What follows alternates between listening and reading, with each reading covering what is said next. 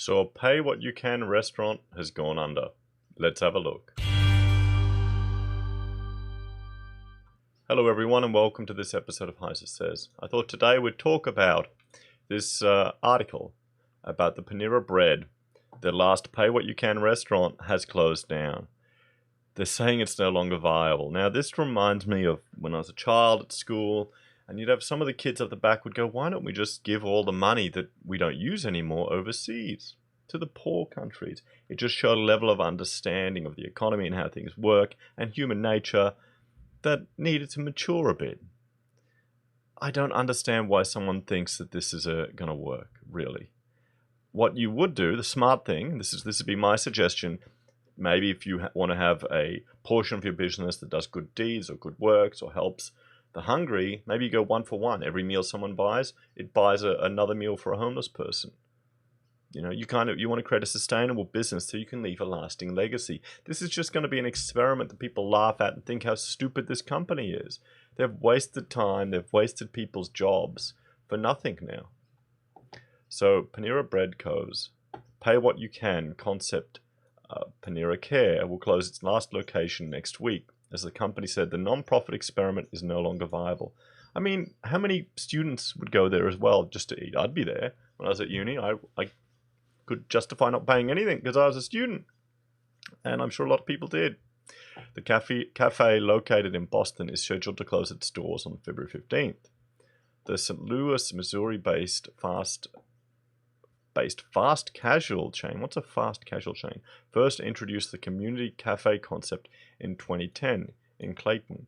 The concept listed a suggested donation fee for customers whose payment would supposedly make up for customers who are unable to provide payment, while simultaneously raising awareness of hunger issues in America. Over the past 9 years, 5 Panera Cares locations have opened and closed in Chicago, Clayton, Portland, Dearborn. The Boston closure marks the official end of the donation-based experiment. Let me know, guys, what do you think? Do you think this is just all a bit naive? Are they trying to get publicity out of this? I mean, here I am on the other side of the world talking about them. I guess, you know, that's some value to that. The more people that talk about it and the brand, but we're kind of making fun of them, so I don't know if it will make sense. Despite our commitment to this mission, it's become clear that continued operation of the Boston Panera Care is no longer viable. Panera Bread said in an email statement, "We're working with the current bakery cafe associates," that means staff, affected by the closure to identify alternative employment opportunities. Yeah, so they're getting fired. And hopefully they can relocate them in the company or find another job.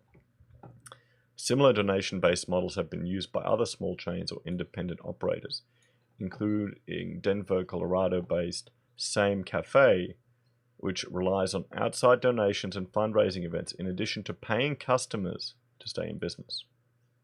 Okay? Well, you know, it's kind of like a charity, maybe. I don't understand why they're doing this, not just having like a dedicated food kitchen or a soup kitchen. You'd get more efficiencies there. Panera Bread's leadership has shifted significantly in recent years. I wonder why. Following the shuttering of multiple Panera Care locations in all the locations we remembered in 2016.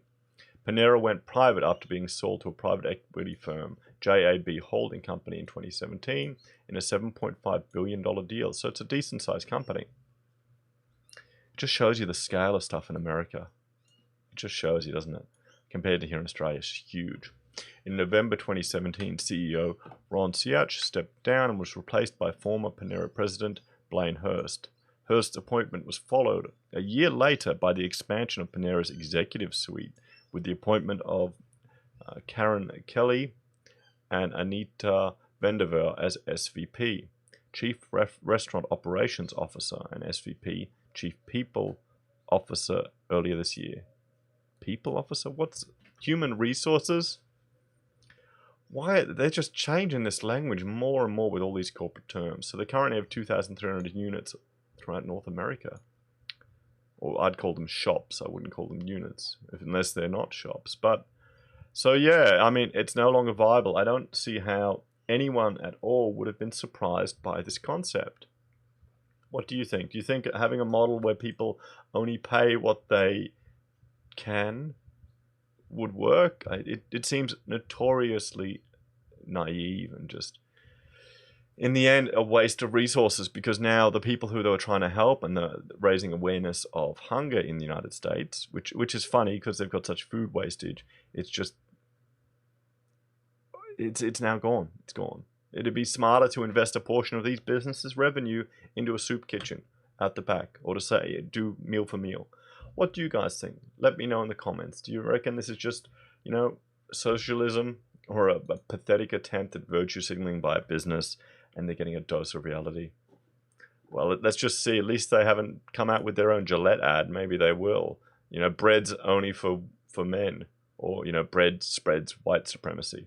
Let me know what you think in the comments. Please like, share, and subscribe. Ding the bell to see my latest videos, and I'll see you all next time. Bye for now.